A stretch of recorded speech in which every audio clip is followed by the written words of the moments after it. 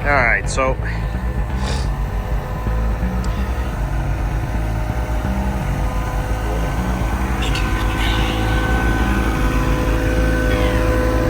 just fueled up the blower.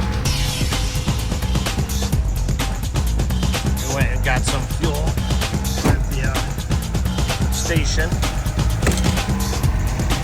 And supposedly we got a big storm coming. So we're just getting ready for it. So I didn't film it, but I switched the plow. I used the plow today, and then I switched and put the snowblower back on. But just getting ready. Went and got like 10 gallons of diesel just in case.